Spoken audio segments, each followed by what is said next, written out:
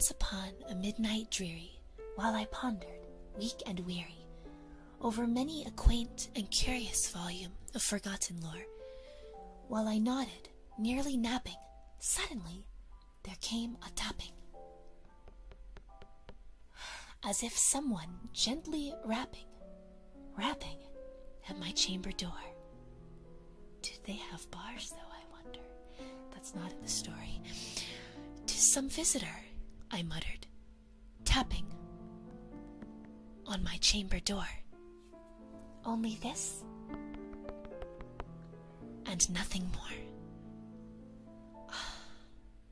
Distinctly, I remember it was in the bleak December, and each separate dying ember wrought its ghost upon the floor. Eagerly I wished the morrow, vainly I had sought to borrow from my books surcease of sorrow, sorrow for the lost Lenore, for the rare and radiant maiden, whom the angels name Lenore, nameless here forevermore.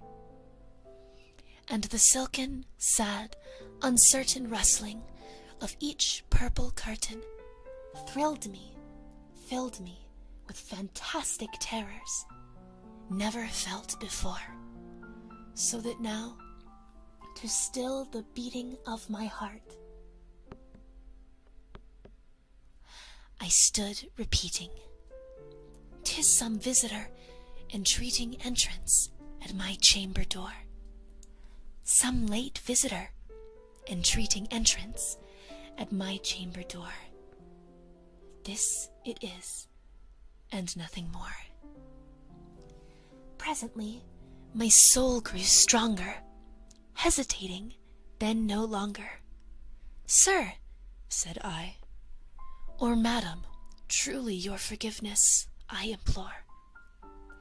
But the fact is I was napping, and so gently you came rapping, and so faintly you came tapping, tapping at my chamber door, that I scarce was sure I heard you. Here I opened wide the door, darkness there, and nothing more. Deep into that darkness peering, long I stood there wondering, fearing, doubting, dreaming dreams no mortal had ever dared to dream before. But the silence was unbroken, and the stillness gave no token, and the only word there spoken was the whispered word, "Lenore?" This I whispered, and an echo murmured back the word, "Lenore." Merely this, and nothing more. Back into the chamber turning, all my soul within me burning. Soon again I heard a tapping, somewhat louder than before. "Surely," said I, "surely that is something at my window lattice. Let me see then what thereat is, and this mystery explore. Let my heart be still a moment, and this mystery explore. 'Tis the wind, and nothing more." Open here I flung the shutter, when, with many a flirt and flutter, in there stepped a stately raven of the saintly days of yore, not the least obeisance made he, not a minute stopped or stayed he, but with mine of lord and lady, lord or lady, perched above my chamber door, perched upon a bust of Pallas just above my chamber door, perched and sat, and nothing more. Then This ebony bird beguiled my sad fancy into smiling, by the grave and stern decorum of the countenance it wore.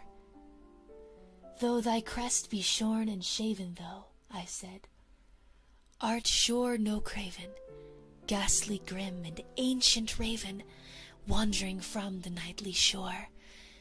Tell me what thy lordly name is on the night's Plutonian shore. Quoth the raven, nevermore. Much I marveled this ungainly fowl to hear discourse so plainly, though its answer little meaning, little relevancy bore. For we cannot help agreeing that no living human being ever yet was blessed with seeing bird above this chamber door. His chamber door. Bird or beast upon the sculptured bust above his chamber door, with such name as Nevermore. But the raven, sitting lonely on the placid bust, spoke only that one word, as if his soul in that one word he did outpour. Nothing farther than he uttered, not a feather than he fluttered, till I scarcely more than muttered, other friends have flown before. On the morrow he will leave me, as my hopes have flown before. Then the bird said, nevermore. Startled at the stillness broken by reply so aptly spoken. Doubtless, said I, what it utters is its only stock and store, caught from some unhappy master, whom unmerciful disaster followed fast and followed faster, till his songs one burden bore, till the dirges of his hope that melancholy burden bore, of never, nevermore. But the raven still beguiling all my fancy into smiling, straight I wheeled a cushioned seat in front of bird and bust and door. Then, upon the velvet sinking, I betook myself to linking fancy unto fancy, thinking what this ominous bird of yore, what this grim, ungainly, ghastly, gaunt, and ominous bird of yore meant in croaking nevermore. This I sat engaged in guessing, but no syllable expressing to the fowl whose fiery eyes now burned into my bosom's core. This and more I sat divining, with my head at ease reclining on the cushion's velvet lining that the lamplight gloated o'er, but whose velvet lining with the lamplight gloating o'er she shall press, nevermore. Then methought the air grew denser, perfumed from an unseen censer, swung by seraphim whose footfalls tinkled on the tufted floor. Wretch, I cried, thy God hath lent thee, by these angels he hath sent thee respite, respite, and nepenthe from thy memories of Lenore. Quaff, oh quaff this kind nepenthe, and forget this lost Lenore. Quoth the raven, nevermore. Prophet, said I, thing of evil, prophet still if bird or devil, whether tempter sent, or whether tempest tossed thee here ashore.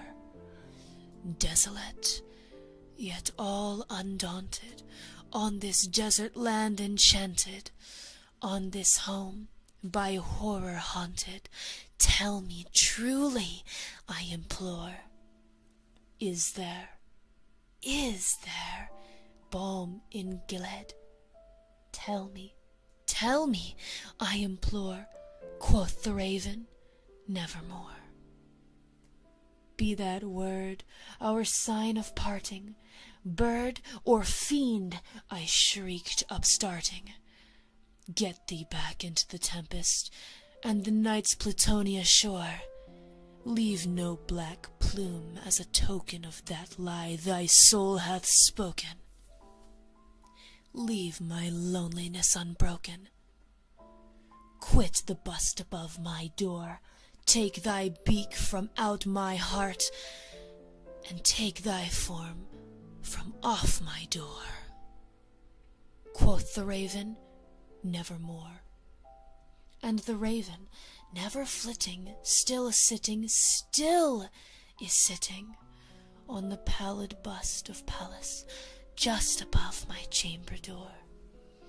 And his eyes have all the seeming of a demon's that is dreaming, and the lamplight o'er him streaming throws his shadow on the floor. And my soul, from out that shadow that lies floating on the floor, shall be lifted nevermore.